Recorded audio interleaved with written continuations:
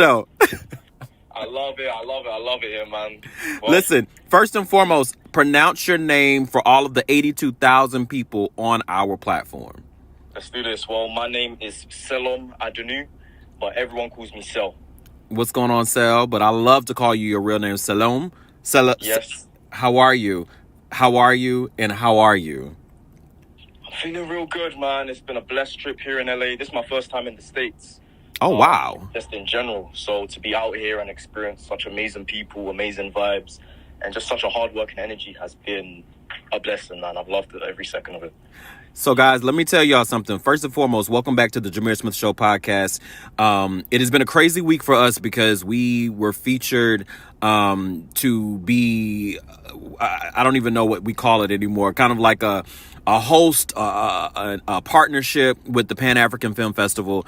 And I met some amazing creatives, some people that really are creating some fantastic footprints. But I have to say, last night, Man to Man, the final screening, I want you to talk about, because you've been on a lot of podcasts, you've really talked really high about really this project. Yeah. Talk to me about last night, and then you can highlight what Man to Man is. But tell me about your feelings from last night. Wow. It was really emotional, you know. This was, again, well, apart from the first screening, but the first time it was screened to an American audience. So to be able to sit in that, and for them to really connect with everything, like it felt like everyone really connected with the story, with the generational wealth within it, and they really understood the story within the story. Which, when I say that, I mean how I wrote it and taking in how I wrote it and starred in it. So it was just such a great feeling to be in that presence and with all those people to really connect with the story and I guess what I created. Listen, what you created was a masterpiece. And wow. Thank you, man. I never want you or anybody else really in this realm of creativity to ever think that your work is going unnoticed, because that is even the reason why we created the Jamir Smith Show podcast, because it really is for the everyday person to tell their story creatively. We had many celebrities, we've had many playwrights, we've had actors and writers and parents and directors and people that really are, as we said earlier, putting their footprints in the sand and really showing people how it's done. So let's get into you, because listen, you've talked a lot about the project, but we want to know more about you, Sal. So, okay. Since childhood, did you like acting, or did you think that you would be doing something else? Nah, so I've always wanted to be doing acting. In London, I actually was doing it from a really young age, like 14. Okay. And I had gotten into this performing arts school, but my parents were very strict, and they wanted me to do the educational route, the lawyer, the doctor. So when I had gotten into this performing arts school, they were really just at first against it, and I had to start sneaking into this performing arts school because I couldn't tell my parents that I'd gotten in. And they found out, and they said, they said, you cannot be going to this school, because I had gotten into a private school. But they said, okay, we see that you're hungry for this, we see that you love what you're doing, so we'll allow you to continue going. And since then, they've been pushing me, telling me, if you're not the top of your class in what you do, if you're not striving for greatness in this industry, then we'll pull you out. I feel like that's lit a fire in me to keep doing what I'm doing. So we know that you're from South London, but I want to shout out to South London, because we have a really good small following, but now that we have this amazing creative on our platform, we're super excited to really keep touching more people in South London and really all around. Tell us about an experience, or maybe let's just say a life lesson that your parents gave you that now you are literally utilizing day to day. Wow. Yeah. Whew. They've given me everything, so much. I feel like the most important one has always just to find new ways to stand out. And by that, I mean, when I wanted to be an actor, they said, well, you can't just let that be your sole thing. You need to find ways to continue to shine in your creativity. And that's been about working 10 times harder, especially as a black man from South London. It's not that easy to just gain these opportunities. So they've always been telling me to work 10 times harder, go above and beyond. So that's why I said, okay, I'm not just going to be an actor. I'm going to be a writer. I'm going to be a producer. I'm going to run my own production company out in London for young people. So they've been giving me that push to say, whatever you want to do, go above and beyond that. And I guess it's kind of worked out. It's worked out. Listen, it's worked out because we're super excited to have you in the States. And I think from the response and the conversations that I have had with so many industry people and a lot of the people that really attended the Pan-African Film Festival that's here in LA, they said your work, they said your piece was absolutely fantastic. And it was something that was memorable that they will always use as far as to how to navigate through life and how to understand really how to build, and overcome stress and strife and really to figure out who they are as a man. The entertainment industry, as we all know, is really said to be full of a lot of stress and a lot of pressure. What do you do to tackle really the pressure that comes with everything that you're doing? Because, I mean, I don't ever want you to say this lightly. You have a production company. You are a writer. You're an amazing actor. All of the above. What do you do to really tackle the pressure? Ooh, for me, I'm a religious man. So prayer really helps me. Like all of this stuff I'm doing, I know it can't be through me. Like I'm only 20, and all of this stuff is insane to me. And I know it's not through me, it's through God. So taking the time to really, I guess, thank God, taking everything He's done for me. And I live a very fast-paced life, so I don't often take the time to really sit down and realize, okay, wow, I did this. Like I wrote this when I was 18. 2 years later, now I'm in LA. I can actually take in the success and really just thank God for everything that's been done. So just taking the time to pray and enjoy the little moments too. And I always say that, and because I think, as creatives, we get so engulfed and bogged down with our work, and we make sure that, oh my God, I have to be better than my last project, and I have to do this. And the crazy part about it is that we never just take a beat. And I always have used this word, take a beat and appreciate these little small moments that we do get, right? And be appreciative of just the moments and all of the work that you have done and all the work that you will be doing. What is the first thing that you do when you are researching as far as these roles? Because Man to Man, it was deep. It was a very deep, dark, and beautiful story. How do you research and really approach these roles that you decide that you want to be a part of? Yeah, the most important thing for me when acting is truth and honesty. I never want to be performing and feeling like I'm acting. I want to really embody truth with all of these characters. And so with research, for me, obviously I relate to the character because it comes from a true story, but also I'm a young black boy who also wants to communicate with my father. But the most important thing was making sure I didn't just get my perspective, so speaking to other males and young men in my society, in my area in South London, and getting their perspectives and how does it feel for them to communicate, finding all of those little perspectives that aren't just my own. Because writing Man to Man, I feel like there was a responsibility to cover all bases, not just my perspective, but other young men and older men's perspective. So speaking about London, right? There's a lot that's happening, and I want to start after we do finish. I want to start with a question that I typically start, but I was super excited for us to have this conversation and this dialogue. I do want to ask you kind of how are you doing? And I think we touched on it, but really how life is doing for you. But before we get into that, being black and working in South London and in London itself, what are some of the difficulties of the acting business for you there?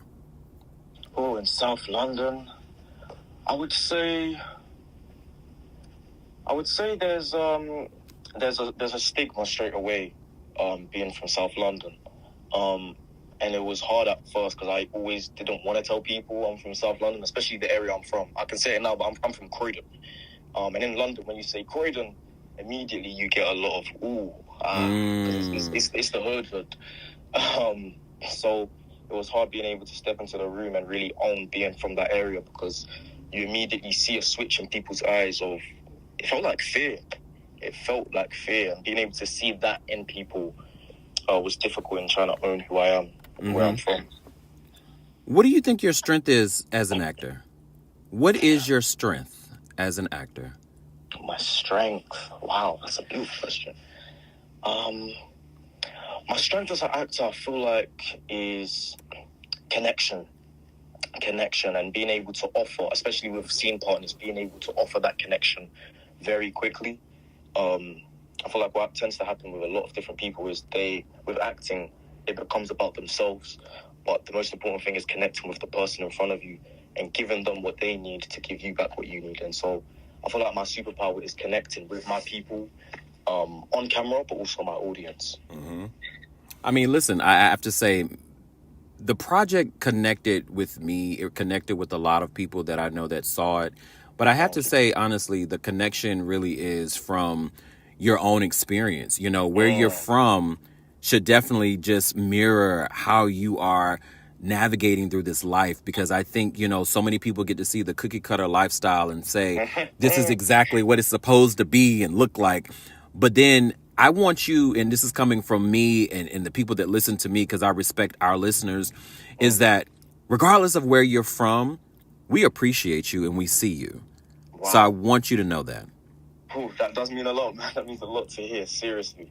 So since it did wrap yesterday in LA and, you know, everyone had great things to say, what do you want a takeaway to be from this project and your first time, especially in the States, because that's big. But what do you want people to take away from this project? Yeah, communication, man. I feel like not just with young men and older men, but just with all people. I really want people to be able to find ways to communicate with their parents, and for parents to be able to communicate with their children, and for us to bridge that gap.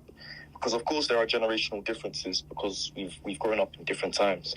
But if we're able to communicate with each other, and instead of shutting each other out and not listening to each other, to actually listen and to understand, and it might not go your way the first time, but to keep having those hard conversations, because it's not going to be easy, but nothing comes easy. So. Nothing. Listen, and I always tell everybody, I don't want anything to come easy to me, because it's like, if it comes easy, that means it's easy to actually take away from me also. Oof. I want to get into two questions, because there was a couple of people, when they heard that actually I was going to have you on the show, they were like, wait, oh my God. So my team, they were able to kind of comb through a couple of questions. The first question comes from Chris, and Chris is out of Denver. Shout out to Denver. He asks, tell us about the toughest part of your work, and why do you think it is tough for you? The toughest part of my work. I'm gonna have to say, upholding who I am. I feel like I'm starting out very young. A lot of people, and I had a huge fear of like this imposter syndrome of people really feeling inspired by what I do. And I was inspired, like, man, I'm just doing what I can, man, and I feel like I'm still starting out. And so to really feel like I'm connecting with people and feeling like I have to constantly inspire people, at first it was very nerve-wracking, because now I'm feeling like I'm becoming some sort of role model, and I don't even know if I'm a role model yet. So being able to have to uphold that all the time can sometimes be draining. But I'm still learning. I'm still getting on how to navigate that. I love it. Listen, you are a role model. And, you know, we've had a lot of people on the show lately that have honestly had a lot of the same conversation as you. And I always like to pause them and say, I want you to take a beat, honestly, and look at all the things that you've accomplished. Look at where you are right now. I want you to go back and look at your Instagram stories and look how happy and filled you are when it comes to everything that you've been able to touch in this small amount of time. And y'all, I'm gonna get into the next question, but I'm gonna call him out really quick. Remember when you had your hand under that Emmy? It's coming. It's coming. It is coming. It's all about manifestation. Listen, I don't want you to ever think that we don't see everything. Our team sees everything. I love that. I love that. Wow. Our next question comes from Brittany. She's out of Atlanta, and she asks, who do you consider to be your acting role model, and whose career would you like to emulate, and or why? Yes. Oh, wow. So good. For me, it's definitely my top three would be Damson Idris. Damson Idris, Daniel Kaluuya, and Idris Elba. And I'll focus on Damson real quick, just because he was also a young man from the ends, doing what he can. And he really made it through. He really made it through. And not even just that as an actor, same with that, Damson and Daniel Kaluuya and Idris, they still bring through their community. So as actors, they're powerful and they're strong, and you can see their presence on screen. But as human beings, they're beautiful people who look after their community, and they're not leaving their people behind. And that's sort of the career I want to emulate. I want to still succeed in what I'm doing, but I want to continue to inspire my people and show people that this is possible. So at the end of last year, we actually curated our show to turn into a therapy session as we wrap. Nice. And what I love about these last few questions is that it really lets your fan base, your new fan base of the 82,000 people that, are part of our Instagram and our platform, get to know you a little bit more. So what makes you emotional? Wow. What makes me emotional? Wow. More recently, it's been the journey. Since I've been here, I feel like I've cried more times being here than anywhere else, because this was the sort of stuff I was hustling for. Mm-hmm. And when I say hustling, I was hustling for this. And so to now feel like, oh damn, I'm You're actually here. here. I'm here. Wait, what?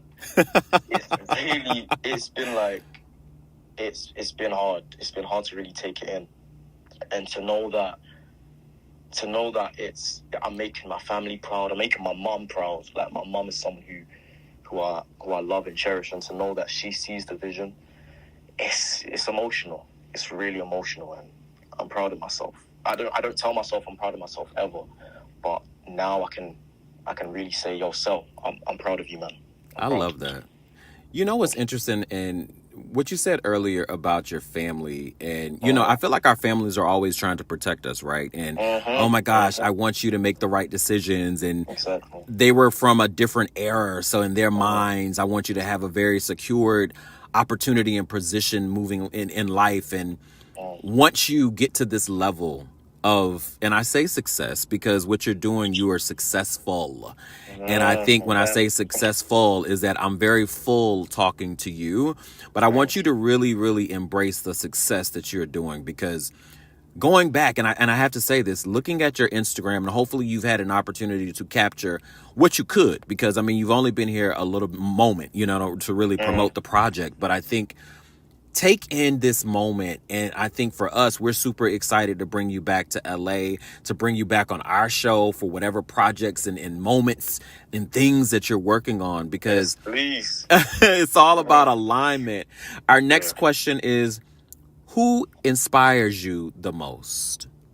Who inspires me the most? Straight away, it's my mom. It has to be. That woman is... that woman there is the definition of, like, I call her like God's strongest soldier, because she's someone who's been through it. She came from Ghana to London with my dad to work, and she has not had it easy. But to see how full her life is, and to see how proud she gets, and to see how much she never gives up, wow, like, that's the sort of energy I continue to emulate, to know that even through hard times and even through struggles, I'm going to keep it pushing. I'm going to know that God's got my back, and I'm going to know that I'm the success. Like, These trials and tribulations are not going to stop me from doing nothing. That's the sort of energy my mom has. I love her for it. Listen, and we love you. My last question, and I love this question just because it really does make you think about just you as a creative. After the production company continues to blow up and you have surpassed all of the 3 people that you would love to mirror your career after, and so many people really just look at you from South London and say, wow, he made it, and you've gotten so big, what do you want your legacy to be? Wow. I would say a legacy of hope, and that there's possibilities out there for all of us. for us to know that we don't have to try and be sitting at the table where we want to reach. Like, we don't have to try and be knocking on the door to get these opportunities to ask the gatekeepers. Instead, we create our own table. We create our own room to shine. We don't wait for people to call us. We create our opportunities. We create our possibilities. And I hope people see what I'm doing and know that it's possible. Know that there's hope and that we have control. We have control. I'm going to leave you with this. From the feedback that everyone has told me and from the energy that you've been able to exude here in Los Angeles, we appreciate you. Wow. We thank you. We thank you. We thank you. Any last words for any of your fans, any of the people that you've met in LA, any of the people that's on our platform that are definitely about to be fans of yours? Any last words? I'm going to be back. I'm gonna be back real soon. So yeah, definitely keep an eye out. We've got a lot of work coming, and there's more stories to be told. So keep an eye out because I'm gonna be back very, very, very soon. Listen, so remember the name. So we appreciate you. I want everybody to make sure that they go and support this amazing creative. Follow his career, follow his journey. Instagram at SELORM.official, OFFICIAL. And listen, I thank you. We appreciate you. And guys, guess what? We were able to get him before he hopped on a plane to get back to London.